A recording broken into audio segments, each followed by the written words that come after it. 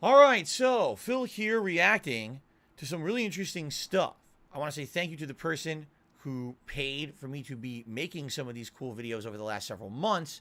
A lot of these about space time and other kind of scientific things. Today, we're going to be reacting to two videos much along the line that premise. First one, it's called Why is 1 over 137 one of the greatest unsolved problems in physics? I've never heard about this before. It's a relatively new video, September 28th, and it's only October 16th when I'm reacting to it, not even a month after it was made. I've never heard about this. Then again, I'm not, I don't really think about science that much with my occupation and the things I do, so I guess we're going to dive into it and see what it's all about. All right, here we go. The job of physicists to worry about numbers, but there's one number that physicists have stressed about more than any other, and that number is 0.00729735256 ... approximately 1 over 137. Okay, This why? is the fine structure constant, and it appears everywhere in our equations of quantum physics, and we're still trying to figure out why. Oh, that's interesting. A number that just shows up in all these calculations and they can't figure out why it does. The fine structure constant, designated as the Greek letter alpha, just looks like one of the many constants of nature that power our laws of physics, like the speed of light, or the gravitational constant, or Planck's constant. But there's something so weird and so compelling about this number that many of the founders of quantum mechanics obsessed over it. Paul Dirac called it the most fundamental unsolved problem in physics. Wolfgang Pauli said, "When I die, my first question to the devil will be, what is the meaning of the fine structure constant?" Even Richard Feynman pondered its mysteries his entire life. Interesting, you thought it was In going to say the 1985, he devil, wrote that right? all good theoretical physicists put this number up on their wall and worry about it. But what is it about this one number that makes it the worthy subject of the obsession of savants? Yeah. Well, before we get to that, let me tell you the story of its discovery. Okay. As with much of quantum mechanics, it all started with us watching the light produced as electrons flick between the energy levels in atoms. This process results in the emission of photons of specific energies that we observe as spectral lines, sharp peaks in the light observed when we break that light up into a spectrum of different wavelengths. For example, this is the spectrum of hydrogen. Hydrogen atoms only emit light with these specific energies, and other elements have other spectral lines. Explaining the energies of spectral lines was a major driver of the development of quantum mechanics, and it was one of its first great successes. First, with the Bohr model of the atom explaining hydrogen lines, then the Schrödinger equation for heavier elements. But there He's was a already problem. losing me. As our measurement apparatus improved, we saw that the single spectral lines were actually a little off the calculated values. Okay. And moreover, each single line was revealed to be composed of two lines at almost but not quite identical energies. It was Arnold Sommerfeld who managed to explain the discrepancy by including the effect of Einstein's still new relativity, as well as the fact that the energy levels of electrons with opposite spins are separated slightly by their interaction with their own orbital magnetic fields. Sommerfeld found something peculiar, that the difference in energy between the fine lines was always a multiple of one particular number, the square of the charge of the electron divided by 4 times pi, the permittivity of free space, Planck's constant, and the speed of light. Okay, big deal. We see Oh, combinations yeah. of these sorts of Big important deal, right. constants Everyone know throughout that. the laws of physics. Child's play. But the weird thing with this particular combination was that it has no units. How can that be? The charge of the electron is in coulombs, the speed of light in meters per second. Vacuum permittivity and the Planck constant also have their units. But when you bring these together, all units completely cancel out. We're left with just a number, a pure number. This number just happens to be 1 over 137.035999. So what's funny about this is, so I don't even need to understand the technicalities of what he was saying. I don't know what the frick any of those constants are. I have no idea. But in math, and I remember when I used to take math, both in high school and then in college, you'd have these elaborate equations with the different labels and things on them, and they would if you have one over another or whatever, it would cancel each other out and you'd have to cross them out. So it kind of makes sense. I guess what they're saying is they have a really elaborate equation and it all balances, but when you actually do the math and you cancel it all out, there's this weird number that's just left behind that holds everything together. The fine structure constant. If this number only appeared in the formula for the fine structure splitting of spectral lines, it would maybe just be a fun oddity. But then the number started to show up. Shows up everywhere. For example, the repulsive energy between two electrons is 137 times smaller than the energy of a photon with a wavelength equal to the distance between those electrons. And the orbital speed of an electron in the ground state of the Bohr model of the hydrogen atom is 137 times slower than the speed of light.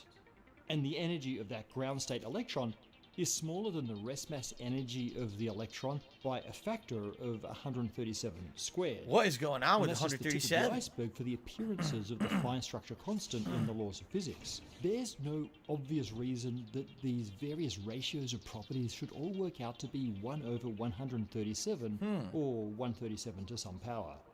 It's clear that the number is trying to tell us something important about the universe. And now, more than 100 years after Sommerfeld discovered the fine structure constant, I'd like to tell you what it means, except I can't. Because we still don't know. But we at least have a few ideas. To explore them, let's start talking about couplings. Whenever two Okay. particles get close to each other, there's a chance that they will interact. And they can interact in many different ways, which we can visualize with Feynman diagrams. We have an episode about those if you're curious. These diagrams are used to add up the probabilities of particles interacting by all the different ways that interaction could happen. Those probabilities depend on many things, like the particles' positions and momenta, spins, charges, masses, etc. These factors multiply a sort of base probability to make the interaction more or less likely. That base probability comes from the coupling constant or coupling strength for the interaction. And that's exactly what the fine structure constant is. It's the coupling strength of the electromagnetic force. The square of alpha is the base probability that an electron will emit or absorb a photon. Or in Sure. the case of two electrons interacting by, say, Feynman diagrams, is the base probability at each vertex, each interaction between electron and virtual photon, adjusted by those other parameters that I mentioned. This So, looks like the fine 4D structure chess from constant Next sets Generation to me. I the don't know what's going on. strength of the electromagnetic force. The more chance of interaction between the electron and the electromagnetic fields, the more of an EM disturbance each electron will make. So it's starting to make sense why the fine structure constant appears in all of these formulas that depend on the electromagnetic force. But the big question still remains. Why does alpha take on the value that it does, and why does this specific combination of other fundamental constants come out to be exactly alpha? How can When it I all say be the that same alpha takes calculation? on a specific value, Why? I'm not There's gotta be a telling you reason. everything. Sometimes it doesn't. In fact, the fine structure constant isn't as constant as it sounds. It changes with the energy of the interaction. The higher the energy, the larger the constant. In the insane energies right after the Big Bang, the coupling constant for the EM field, which was then joined with the other forces, would have been close to 1. But it quickly dropped to lower values as the energy dropped and the forces separated. We're now at the bottom of the energy scale, and the fine structure constant has bottomed out at 1 over 137.035999. But there's no reason that we know of that it shouldn't have dropped all the way to 0 rather than stopping at this minimum value. However, we should be glad of this fact, because an alpha equals 0 universe would have no electromagnetism, and that would mean no fridge magnets, among other inconveniences like no atoms. And actually, You know, we are minor luckier inconvenience, than no we think. atoms. This constant sets the size of atoms. A larger value means electrons would be closer to the nucleus, making them more tightly bound and less able to participate in chemical bonds. A smaller value would mean electrons are less tightly bound, making atoms and molecules less stable.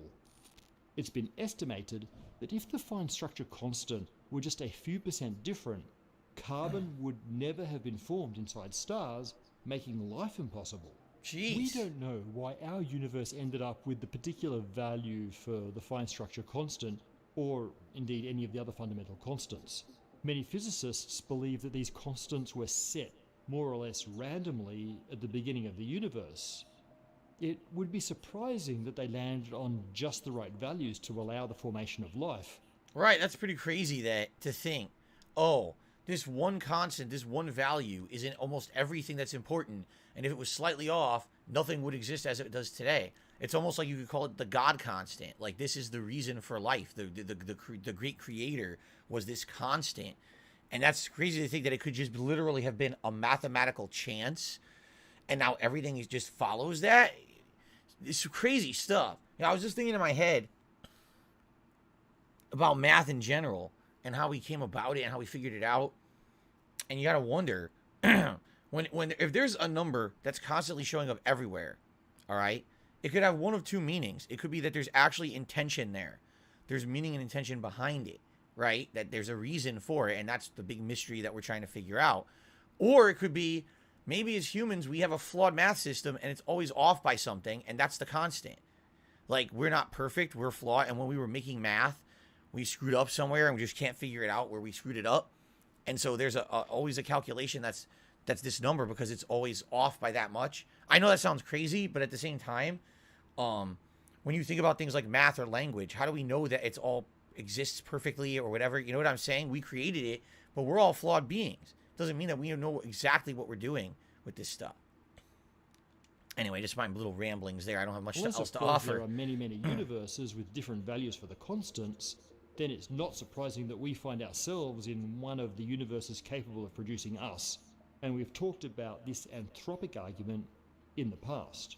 But the fact that the fine structure constant has such a convenient value isn't the weirdest thing about it. The weirdest thing is that it's dimensionless.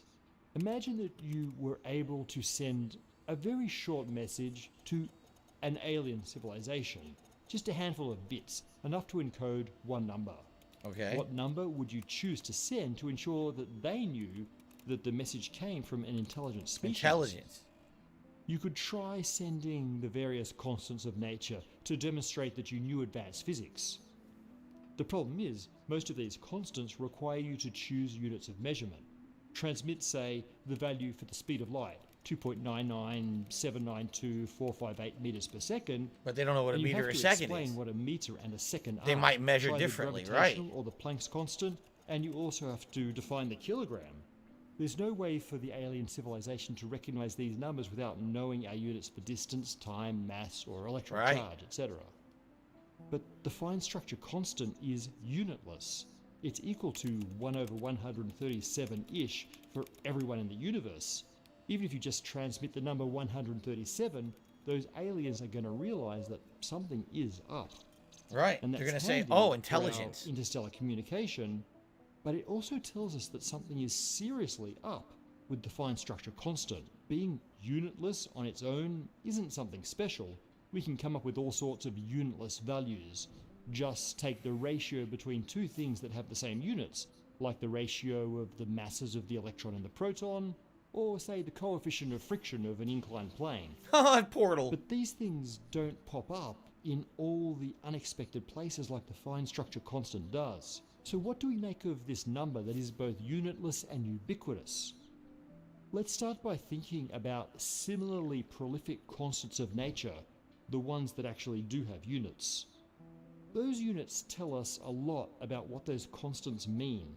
They tell us that the constants of nature represent relationships. For example, the speed of light is the translation factor between the dimensions of space and time in relativity. It's also the relationship between mass and energy in Einstein's famous equation. The gravitational constant is the relationship between mass, distance, and gravitational force. Planck's constant is the relationship between the uncertainty in measuring position and velocity. The list goes on. The relationship is defined by the units of the constant, but without any units, it's not immediately clear what kind of relationship the fine structure constant represents. So here's an idea. Perhaps this odd little number represents a relationship between relationships. If the other constants of nature tie various physical parameters together, perhaps the fine structure constant is what ties those constants together. Think about it this way. If the constants of nature were set randomly at the Big Bang, and they were set independently to each other, then we wouldn't necessarily expect there to be any one way of combining them that's particularly special. Sure, you could always find a combo where the units cancel out, but that combo wouldn't necessarily have physical significance. The fact that this cancelling gives the fine structure constant, and the fine structure constant also represents the relationship between many real physical aspects of the universe, seems to be telling us something. It hints at a connection between the other fundamental constants, perhaps pointing to an underlying common mechanism that set the value for these constants at the Big Bang. Or perhaps it hints at a deeper connection between the properties of elementary particles, like the mass and the charge of the electron. Finally, it could be that the fine structure constant is not a physical constant, but a mathematical one, like pi. But perhaps we haven't realized this is the case because our mathematics is not advanced enough yet. I just said that. Did I not just say it could be that our math isn't perfect, so there's no way we can understand what it means yet because our math can't figure it out? Yeah. Speculative, but the specialness of the fine structure constant warrants speculation. And we've been speculating on the problem for a century as this funny little number recurred again and again in our studies of the subatomic world. Back to Richard Feynman one last time.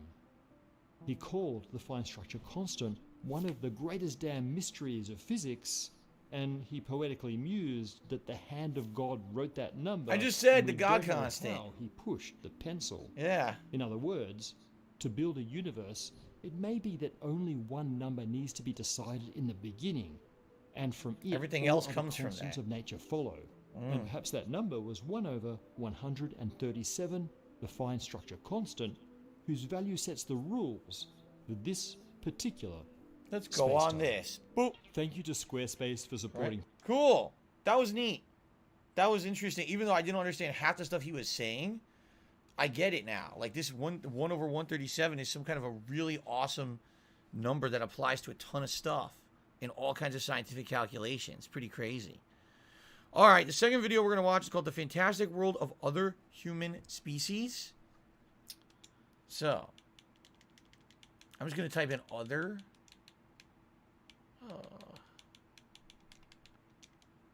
Human. Shit. Other human. Oh, there it is. Nice. All right, let's see. The Fantastic World of Other Human Species. I'm a giant nerd, and one of my favorite genres of, well, anything, is fantasy. From video games to books, the setting a fantasy world can explore fascinates me. One similar to our pre-modern history, but oppressive feudal life and disease are complemented by magic and whimsy. And a big factor in that whimsy is the fantasy genre's habit of including other races of sentient creatures. Elves, dwarves, and goblins are all essential fixtures Green Goblin. throughout fantasy and make the genre that much more wondrous. Well, what if I told you such fictional settings are not as far off from reality as you think? Homo sapiens and our direct ancestors have not always been the only group of people. There have been numerous offshoots and genetic cousins who, in the long-forgotten past, we shared our world with. Let's talk about our fellow human species, from the well-known to the obscure, and explore the prehistoric life they may have lived. First, let's start by breaking the rules a little bit, and go over not a human species per se, but a distant cousin. As the Homo genus first sprouted and migrated around ancient Earth, there was another bipedal primate who instead stayed in Africa. The Paranthropus genus, who lived about 3 to less than 1 million years ago in sub-Saharan Africa, can be incorrectly written off as a relic. Known as the robust apes, the most distinguishing feature of Paranthropus is their strongly built lower jaw and large molars and premolars. Similar to gorillas, they also sported a sagittal crest on the top of their skulls that supported strong jaw muscles. Indeed, these attributes helped them munch down on tough food. Mind you, we humans have the same adaptation to eat tough foods, although in time they have slowly faded away into a nuisance we call wisdom teeth. Along with this, Paranthropus had a cone-shaped ribcage akin to the quadrupedal apes, and robust is a bit misleading, the genus towering at about 1.2 meters, or 4 feet tall. Even with these ape-like traits, Paranthropus, like all organisms, were unique and successful animals, comparable to our own lineage. It's sometimes assumed their adaptations meant they fed purely on tough vegetation. That looks But juicy. really, Paranthropus was an opportunistic omnivore who had a very handy adaptation during harsh times when hard foods were all that remained. As for how they lived, well, the knowledge on their lifestyle is almost all unknown, and most of what I'm going to say is speculative.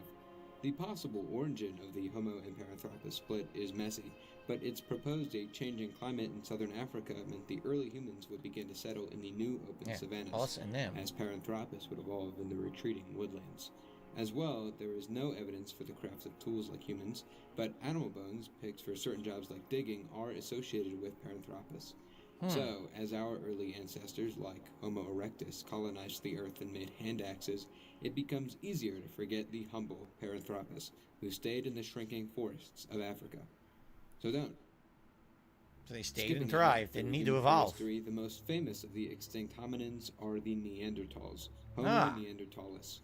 By this point, Cavemen. the predecessor of both theirs and our species, Homo erectus, and later Homo heidelbergensis, had spread across Eurasia. From then, the Wait, I other know that species guy of in the humans middle. would evolve, adapting to the environment they had found themselves in. The Neanderthals were inhabiting the cold, barren lands of Europe and the Near East, and thus had bodies built for this harsh life. They were shorter and stockier on average than the humans of their own time, growing around 160 centimeters Close tall though. for males. 5'3", A short yeah. and broad build helps in extreme cold, where limbs can remain heated by the body's core temperature. Homo sapiens in Africa had access to a year-round supply of edible fruits, a Oh. luxury not available to Neanderthalis. Neanderthals did eat their fair share of plants, yet brutal winters would kill off this food source, leaving only the Ice Age beasts to be hunted. Their bones were Probably pretty sturdy, tough. and Neanderthal skeletons show many signs of violent injury they Yeah. had been recovered from. Although commonly perceived as stupid, they weren't. Neanderthals actually had brain sizes equal to that of sapiens, and for most of the two species' shared history, their technology was comparable, if not in favor of Neanderthals. They were coordinated enough to hunt the humongous mammoths and woolly rhinoceros of the steppe. I've seen modern men unable to properly install television, so put some respect on the Neanderthals' name. Of course, if they were so well adapted for the very hardest of lives, how did they go extinct in the first place? Like many things in science, there's no one reason. Our technology would eventually push past that of the Neanderthals and give us a competitive edge.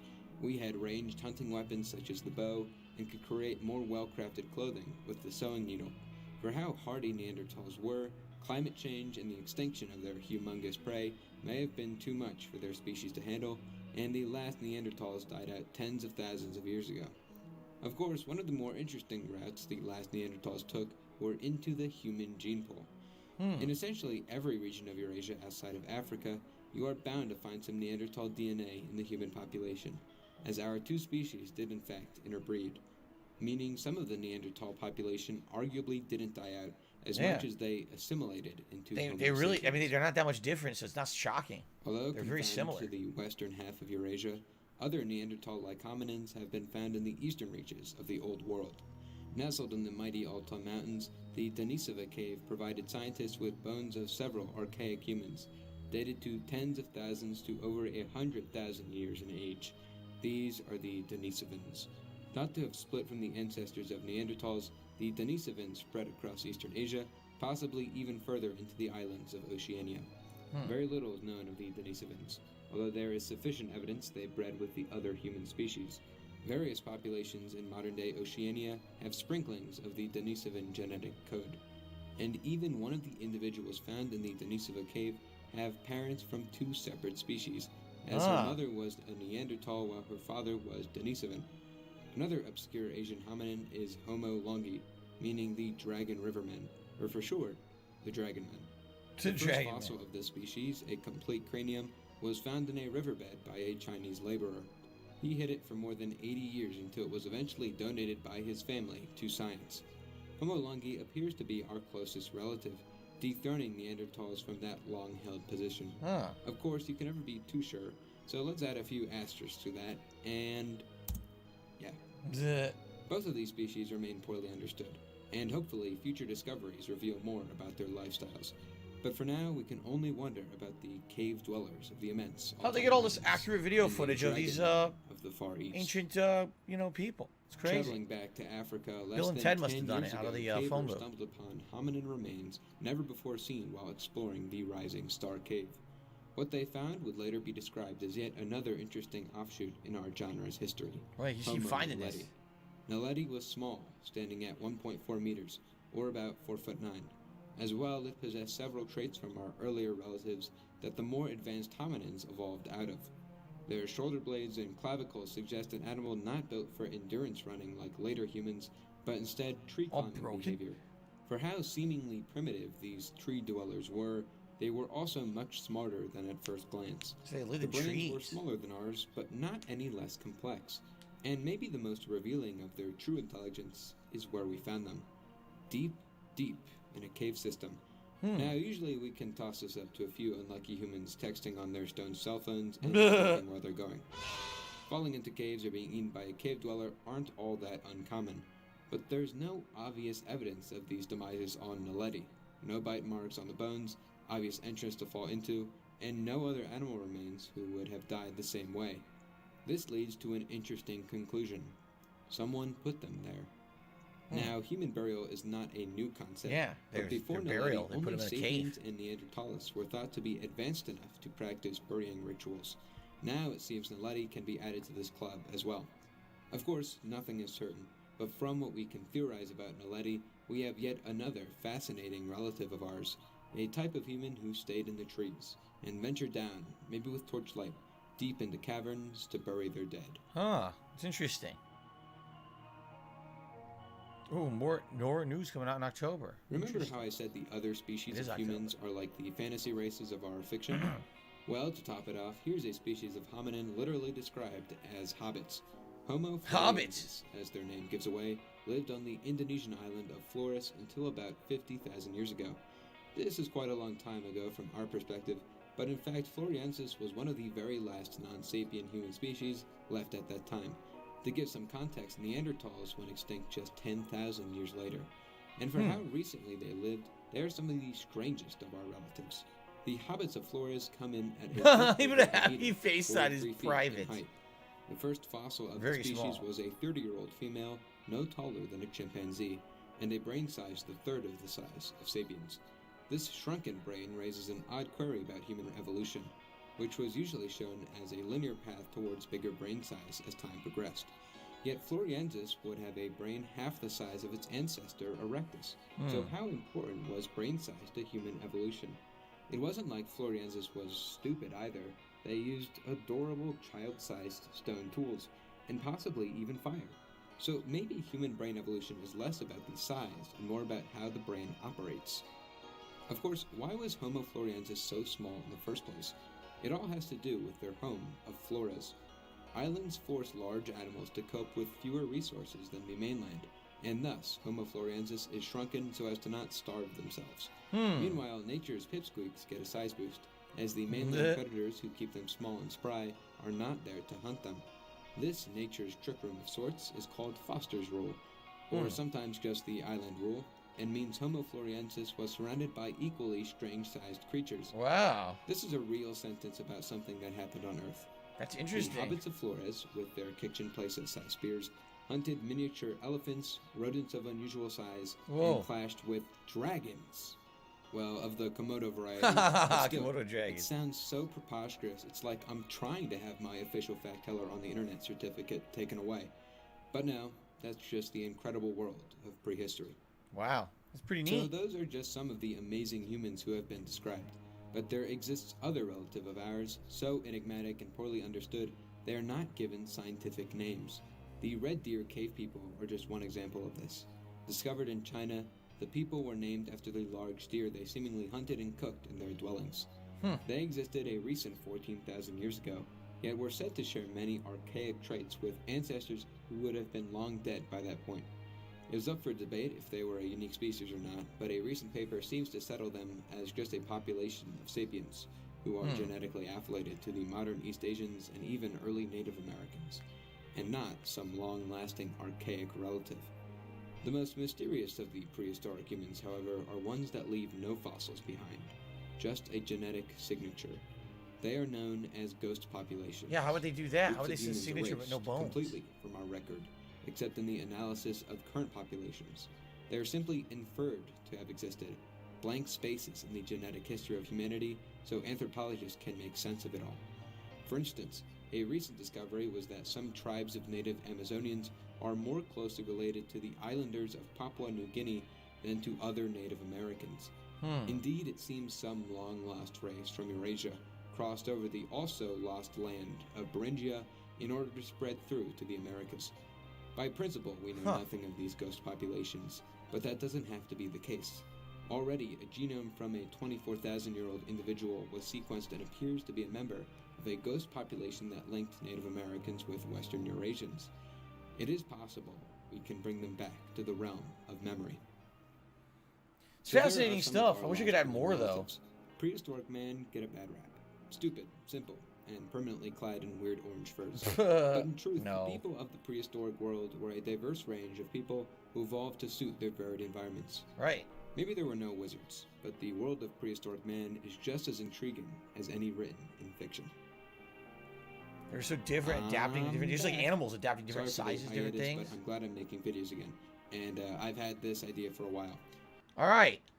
So, to the person who, donates to my Patreon and, requests these scientific videos, I hope this is good. Here's the problem. I feel like a lot of this stuff I'm learning, I'm absorbing. I'm sitting here and absorbing the facts that I don't know. I didn't know that there were that many human species besides Homo sapiens. I didn't know about this constant, this 1/137. I'm trying to learn as quickly as I can, but it doesn't really give me a lot of opportunity for commentary because I'm literally absorbing as much as I can. I hope you feel like you're getting out of this something rather than just me sitting here watching a video, It's not like I can react to a music video where it's different. I can comment on the music and stuff. It's fluff.